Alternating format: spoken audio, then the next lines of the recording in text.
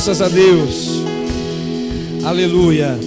Palavra do Senhor, o quinto livro da Bíblia, o livro do Deuteronômio, capítulo 6, em nome de Jesus.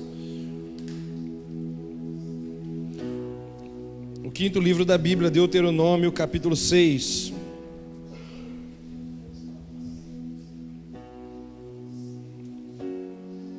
Vamos ler o texto da palavra de Deus, conhecido também como Shema. Ele é uma das principais declarações dos judeus e também dos cristãos. Deuteronômio 6,4: Ouve Israel, o Senhor nosso Deus é o único Senhor. Meu Deus, muito obrigado pela manhã de sábado e por todos que vieram aqui. Nos dê a tua palavra que é viva e eficaz, para que penetre o nosso coração e nos aproxime de Jesus. Em teu nome e para a tua glória, amém. Graças a Deus, fique à vontade. Que a graça e a paz de Jesus esteja com todos vocês. Irmãos, nós encerramos no domingo passado, como informou o Marcelo, uma série de exposições bíblicas com o título Caminhando de Joelhos. E hoje nós estamos começando agora em todas as celebrações do mês de fevereiro. Estamos começando uma série intitulada Koinonia, salvos para sermos um. A palavra koinonia é uma palavra grega. No Novo Testamento ela aparece várias vezes no Novo Testamento e ela é traduzida por comunhão. Então, quando você vê a Bíblia falando a respeito de comunhão no Novo Testamento, nós estamos falando de koinonia. E nós queremos então, durante o mês de fevereiro, falar a respeito de comunhão à luz das Escrituras. E eu quero começar hoje expondo a palavra de Deus com o tema A Fonte da Comunhão, a fonte da koinonia. Quando nós vamos fazer declarações a respeito de Deus, vamos fazer alguma definição a respeito de Deus. Quais são as definições que frequentemente fazemos? Uma das mais célebres é que Deus é amor. Deus é amor. Nós também costumamos dizer que Deus é bom, Deus é justo. Cantamos aqui e dizemos que Deus é fiel, Deus é eterno, Deus é santo, Deus é glorioso, Deus é perfeito. E de acordo com Shema, de acordo com Deuteronômio capítulo 6, versículo 4, podemos também afirmar um outro atributo de Deus: Deus é comunhão. Amém? Deus é comunhão. Irmãos, Deus não apenas tem comunhão, Deus não apenas desfruta de bons relacionamentos com outros seres, Deus é comunhão por natureza. Pastor, como o senhor enxerga isso em Deuteronômio 6,4? Deuteronômio 6,4 diz que Deus é o único.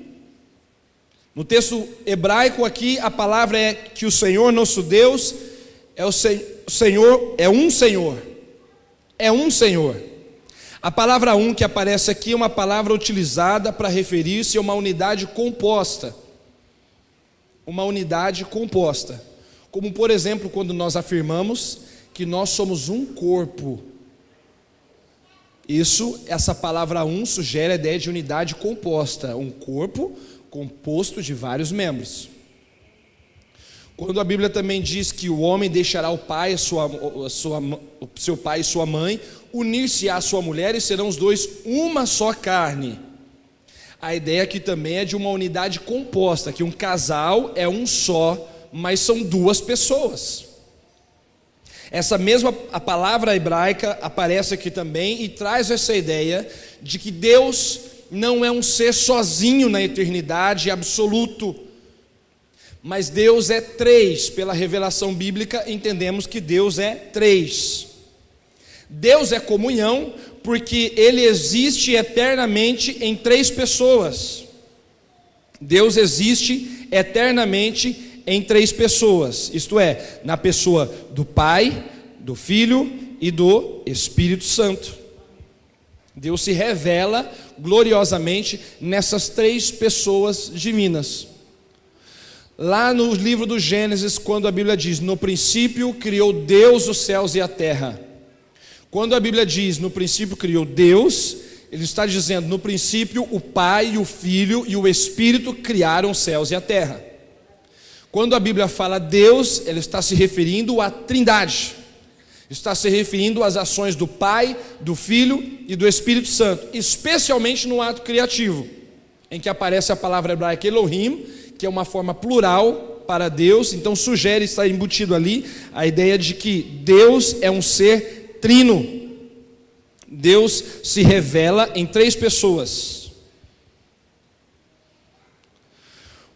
Leonardo Boff escreveu, antes que houvesse o universo, antes que se movesse o mínimo átomo de matéria cósmica, antes que emergisse a primeira réstia de inteligência, antes que começasse a haver tempo, o Pai, o Filho e o Espírito Santo estavam em si em erupção vulcânica de vida e amor. Existia a Trindade imanente. Nós, como criaturas, filhos e filhas, existíamos em Deus como projetos eternos, gerados pelo Pai, no coração do Filho, com o amor do Espírito Santo. Então Deus existe eternamente nas pessoas do Pai, do Filho e do Espírito Santo, por toda a eternidade. Não houve um momento em que não havia Deus, não houve um momento em que Ele não existia, e esse é um elemento puramente de fé. Não é possível que a nossa razão capte perfeitamente essa ideia, porque tudo que a gente conhece tem uma causa, tem um início, mas não o Senhor. Então, antes de que existisse qualquer coisa, ou sinal de inteligência, ou qualquer sinal de matéria cósmica, Ele já existia por toda a eternidade. Deus já existia por todas as coisas. O Deus revelado na Bíblia, disse o reverendo Ricardo Barbosa de Souza, o Deus revelado na Bíblia não pode ser compreendido a não ser através da experiência comunitária de amor. Nós só teremos uma compreensão melhor de Deus, ou boa de Deus, quando entendemos que Deus é uma relação, uma comunidade. Deus é uma comunidade de amor. O Deus da Bíblia é uma comunidade de amor. Isso está muito bem exposto na Escritura. No livro do Gênesis nós encontramos ali, quando Deus diz, no princípio criou Deus os céus e a terra era sem forma e vazia, havia trevas sobre a face do abismo, e o Espírito de Deus se movia, pairava sobre a face das águas. O próprio Jesus também afirmou, na sua oração pelos discípulos, glorifica-me tu, ó Pai, com aquela glória que eu tinha contigo, antes que o mundo existisse. Antes da existência de qualquer coisa, o Pai, o Filho e o Espírito Santo já reinavam em glória, em uma relação perfeita e plena de amor e comunhão. Deus é uma comunhão eterna de 3 pessoas, e essa é a grande diferença entre o cristianismo e outras religiões ditas monoteístas, como por exemplo o islamismo e o judaísmo. As 3 maiores religiões monoteístas de mais, digamos, destaque: cristianismo, judaísmo e islamismo.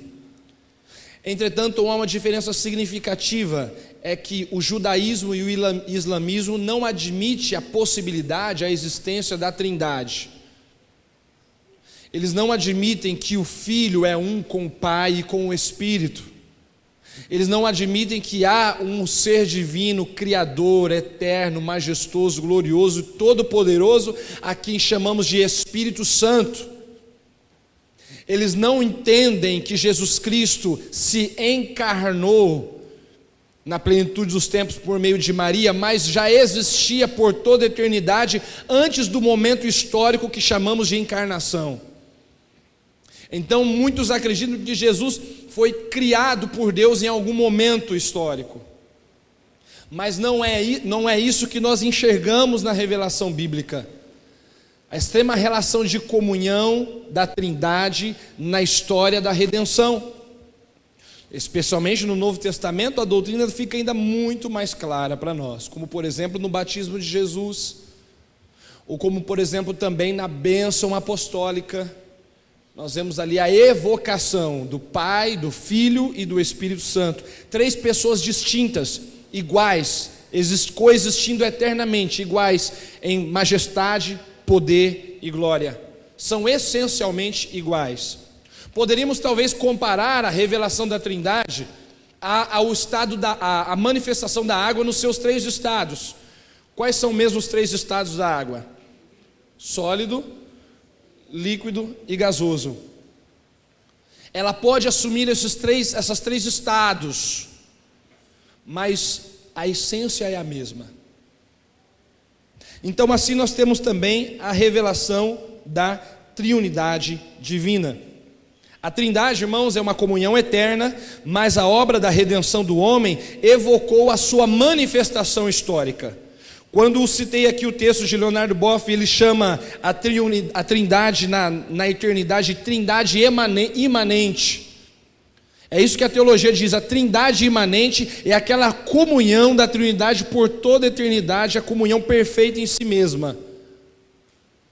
Mas quando Deus cria, quando Deus traz à existência todas as coisas, nós temos então a chamada triunidade econômica, quando ela cria algo à parte de si, além de si, e se relaciona com essa coisa criada. Deus cria a história e Deus permite que a história agora possa partilhar dessa existência eterna que desfruta a Trindade. Quero compartilhar também com você que Deus nos chamou à existência para nos tornarmos participantes dessa trinitária relação de amor eterno. Deus nos chamou à existência para nos colocarmos, embutir nessa relação de amor. Irmãos, Deus não nos criou para fora dele, Deus nos criou para dentro dele. Deus não nos criou para vivermos a parte dele, Deus nos criou para termos uma experiência com ele.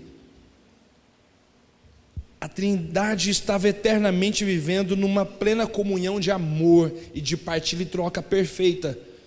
Então, Ele traz à existência coisas que não existiam, e quando Ele faz isso, Ele compartilha dessa glória com coisas que estão fora de si, e traz para essa relação, traz para essa intimidade, traz para dentro deste amor. Então, amados, nós temos a revelação bíblica de que Deus nos criou, e Ele nos cria a sua imagem e semelhança. Gênesis capítulo 1, versículo 26, disse Deus: façamos o homem conforme a nossa imagem e conforme a nossa semelhança.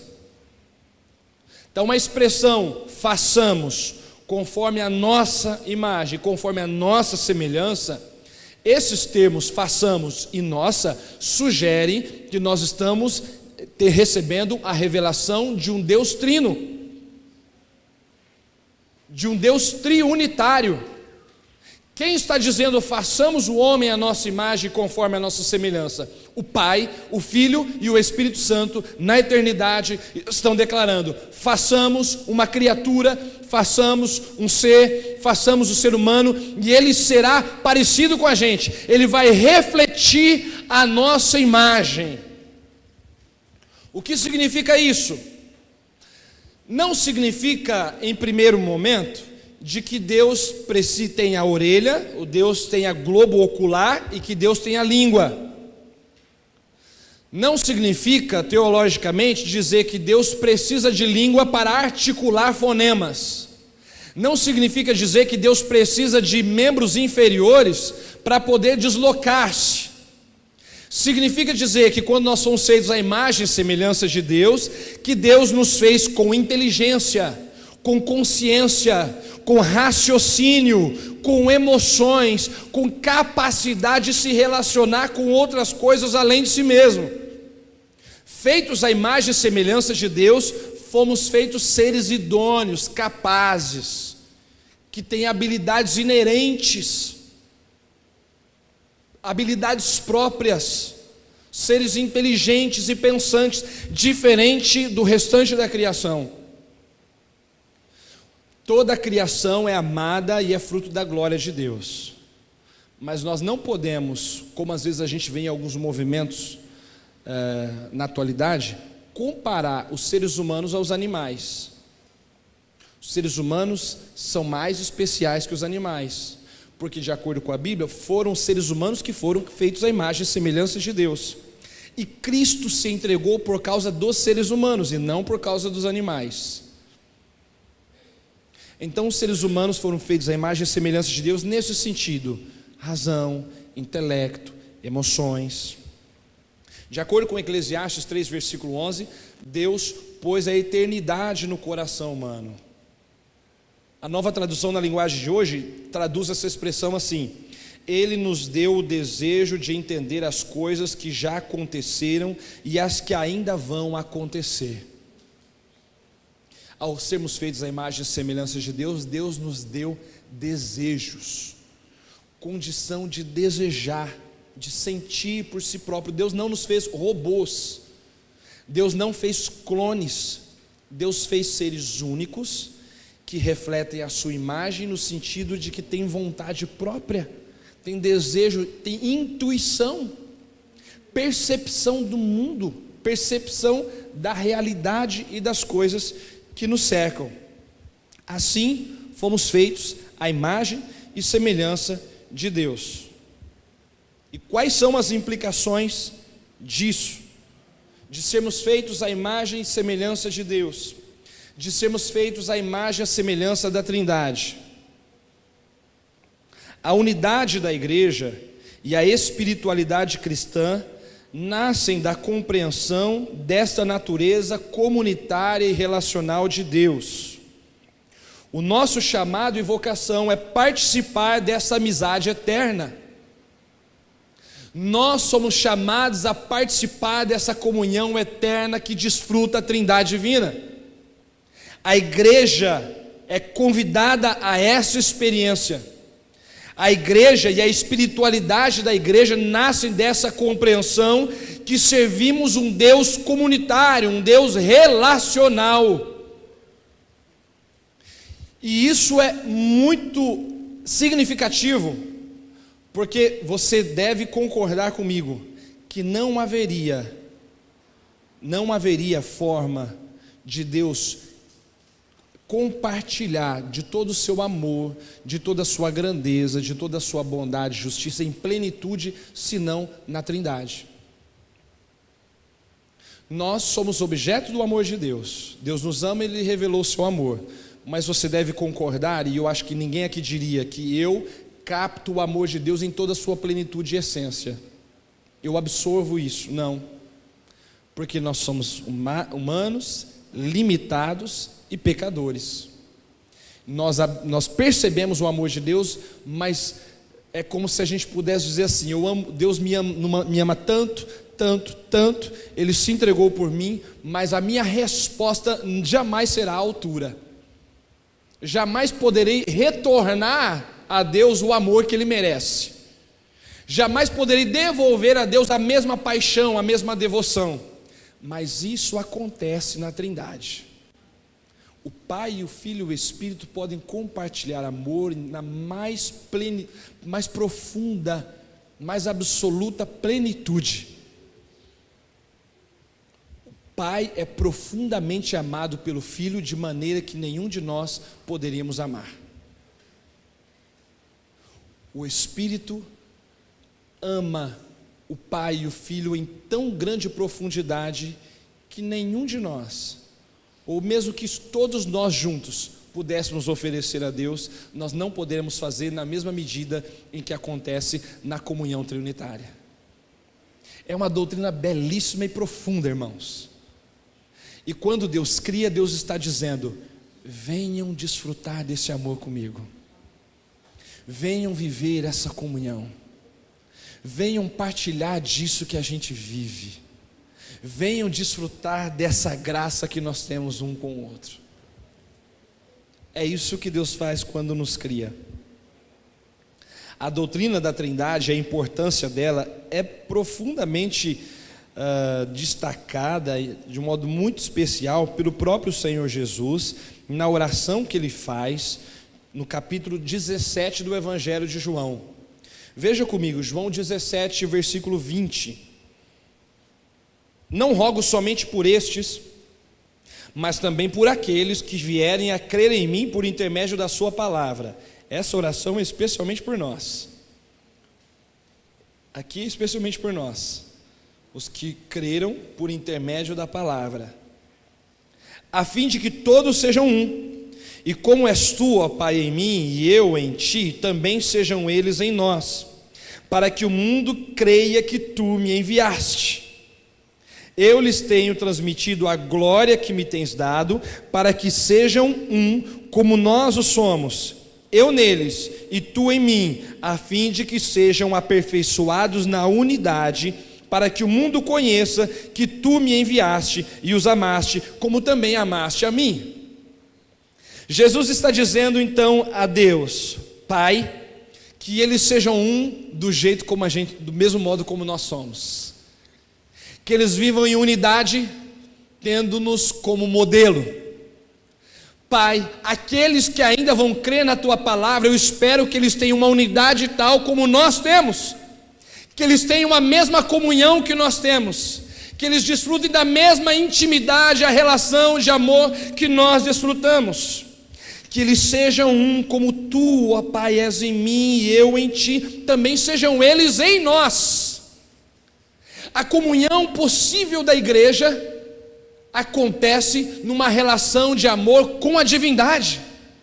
Nós nos aproximamos de Deus, nos deleitamos nele, nos aproximamos na comunhão dele, e assim nós podemos ter comunhão também uns com os outros.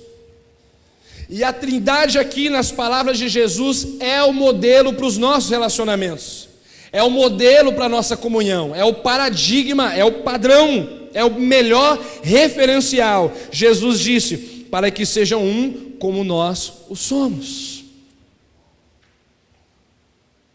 Jesus está dizendo aqui, que eles se tratem uns aos outros como nós nos tratamos, que eles se amem como nós nos amamos,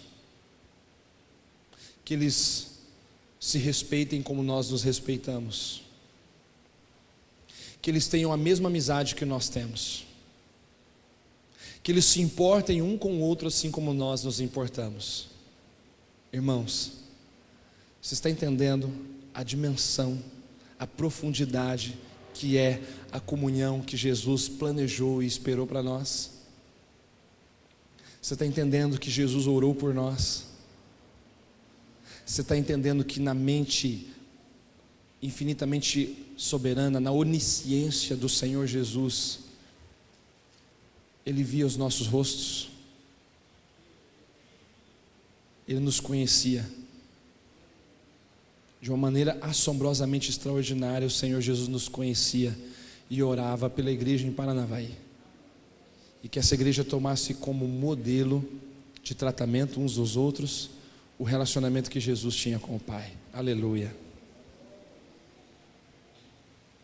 Então, se a Trindade é um modelo para a nossa relação, feitos à imagem e semelhança da Trindade, ela estabelece o padrão pelo qual nos reconhecemos enquanto pessoas. Portanto, a declaração que nós somos animais racionais, penso eu que não é a mais acertada, não é a mais apropriada, porque nós não somos simplesmente animais racionais, nós não somos fruto de um processo evolutivo, nós somos feitos à imagem e semelhança de Deus, refletimos a glória e a unidade do Criador. Ricardo Barbosa de Souza também diz que nós somos quem somos na relação de amor que nutrimos com as outras pessoas. O que nos define não é o tanto de dinheiro que eu possuo. O que nos define não é a nossa aparência. O que nos define não é a nossa estrutura física. O que nos define não é o conhecimento que tenho. O que me define não é a minha idade, não é a experiência de vida. O que me define é a maneira como me relaciono com as pessoas. Porque a Trindade, que é o Deus em comunhão eterna, é o padrão, é o referencial para o modo como eu me identifico como ser. Você quer reconhecer, definir o valor de uma pessoa? Ou melhor dizendo, você quer reconhecer como define o caráter de uma pessoa? Está na maneira como ela se relaciona. Não em todo o nosso arcabouço teórico que a gente adquire ao longo da história, ao longo do tempo. Não tem a ver com quão especial eu sou. Não tem a ver com quanta coisa eu tenho acumulado. Tem a ver como eu me relaciono com o meu semelhante. A igreja, irmãos, então, ela é um indispensável espaço de comunhão para o desenvolvimento da pessoa. A igreja é um lugar para que as pessoas se desenvolvam como seres autônomos, através dos níveis de relacionamento, de comunhão que a gente desfruta aqui. É assim que a gente cresce. A nossa vocação maior não é para resultados de autossuperação, mas para a relação de serviço e partilha. Entenda isso. A nossa maior vocação não é para superar a mim mesmo, para bater os meus próprios recordes. Não se trata do quanto eu posso ser melhor que os outros, mas o quanto eu posso ser melhor para os outros.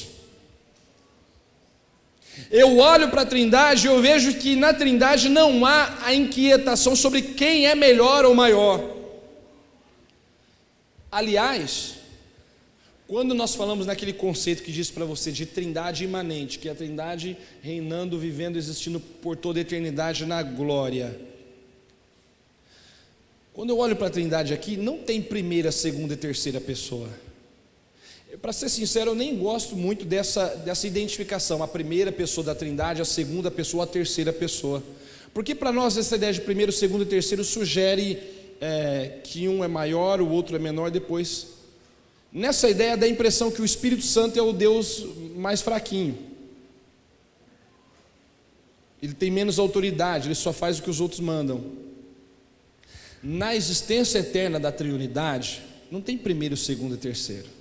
Eles são plena e perfeitamente um. 3 pessoas, uma comunhão plena.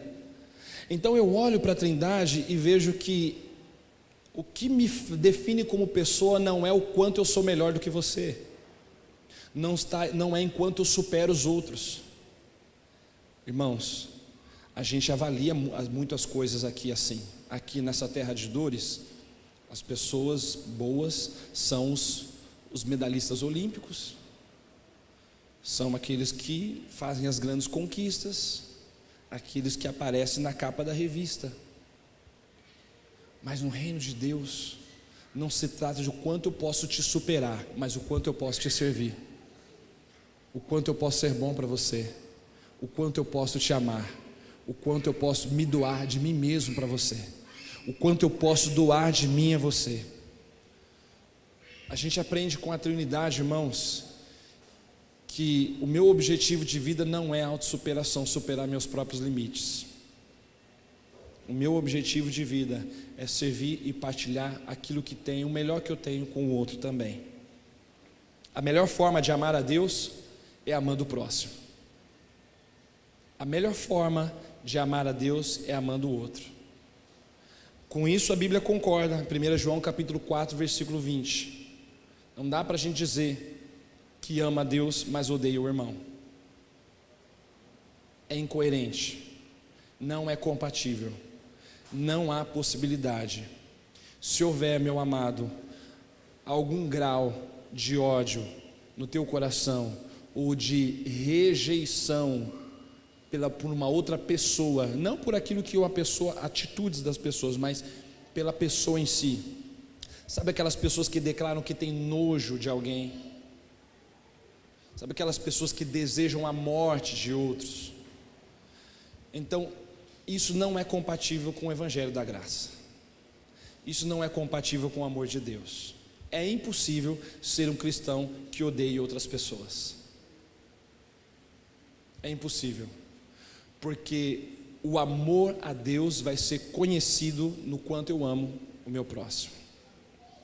Quando você vê alguém muito apaixonado por pessoas, por semelhantes, você pode identificar muito do amor de Deus dentro dele. E sabe por quê? Porque todo o amor que possui em nós não nasce por causa do bem que você me faz. Amor de verdade que está em mim não vem por causa do bem que você me faz. Porque de acordo com a Bíblia, o amor de Deus foi derramado em nosso coração pelo Espírito Santo que nos foi outorgado. Coríntios no capítulo 5, não me lembro se é a primeira ou a segunda carta. O amor de Deus é derramado pelo Espírito em nosso coração através do Espírito. O Espírito nos envia, implanta em nós o amor de Deus e a condição de amar o outro. É o Espírito que faz isso. Então não é porque você foi legal para mim, é porque o Espírito primeiro veio semear essa virtude da divindade no meu coração e me tornar capaz de te amar também, independentemente do que quer que você faça. A ação cristã no mundo, meus amados, é um convite a essa comunhão eterna com a Trindade. Os cristãos no mundo, o que nós devemos nos dedicar a fazer? Convidar as pessoas a fazerem parte dessa amizade, dessa comunhão, desse amor eterno que desfruta a Trindade divina, revelado na história por meio do ato criativo, redentor e santificador de Deus. A Trindade nos trouxe a existência e nos chamou a essa relação de amor na história, e o que nós devemos fazer no mundo é chamar as pessoas para viver essa relação de amor com o Criador. Não é então um chamado para um novo tipo de desempenho, mas um chamado para um novo tipo de relacionamento. A tarefa cristã não é chamar as pessoas para serem melhores do que elas são. A grande tarefa cristã não é chamar as pessoas para parar de fazer certas coisas e começar a fazer outras coisas.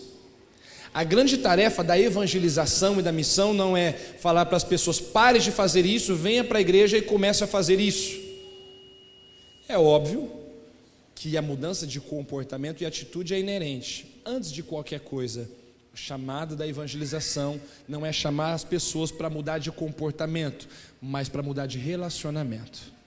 Chamá-las para se relacionarem com o Criador, chamá-las para se relacionarem com o Redentor, chamá-las para se relacionarem com o Santificador de nossas almas. Aleluia. Torno a citar o pastor Ricardo Barbosa de Souza, e eu recomendo para você um livro que vai te enriquecer muito, Caminhos do Coração, pastor Ricardo Barbosa de Souza.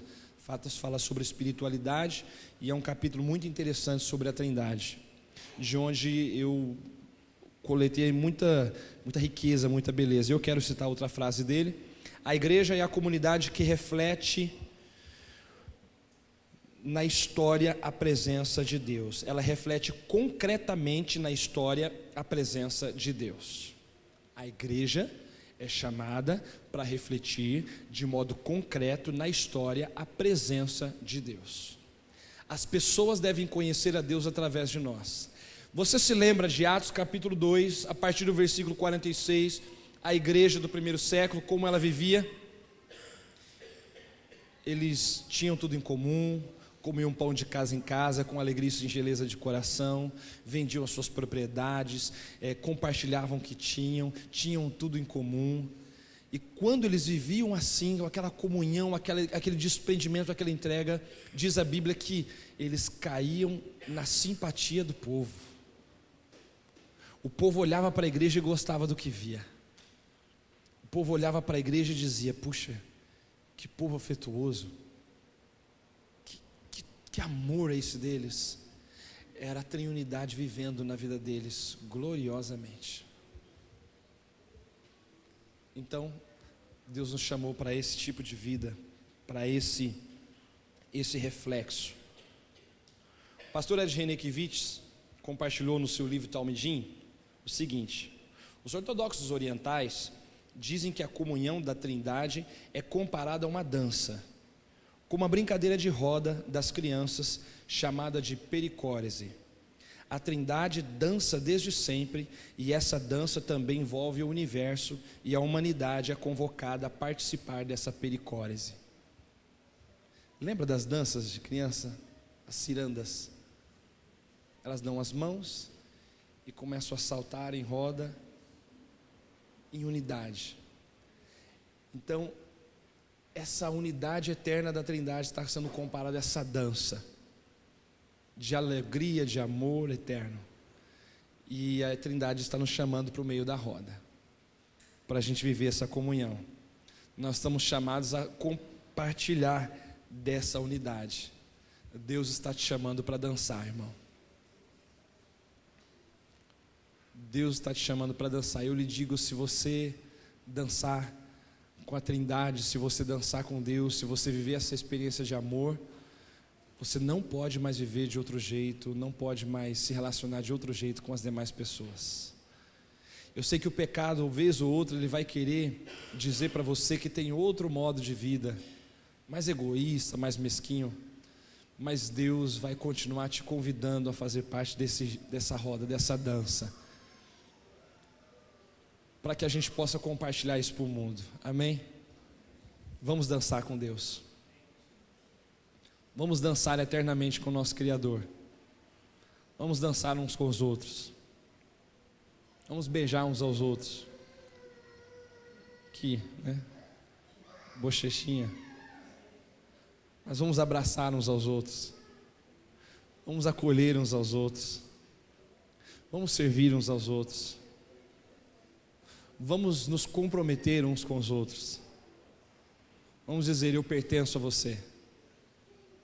Nós não somos rivais, nós somos irmãos, amém? No culto de hoje, nesse primeiro sábado do mês, nós iniciamos uma caminhada falando de comunhão. Eu espero que a gente atravesse todo fevereiro, e quando a gente chegar na ponta, a gente perceba sensíveis mudanças na nossa vida, sensíveis mudanças no nosso trato, no nosso comportamento. Quem sabe, se houver algum relacionamento trincado, se houver algum relacionamento corroído, torto, precisando de uma cura, de uma restauração, de um tratamento, que ele aconteça durante esse mês, numa dança eterna com Deus, e que tudo isso seja reparado por causa da presença linda, poderosa de Deus na nossa vida, amém?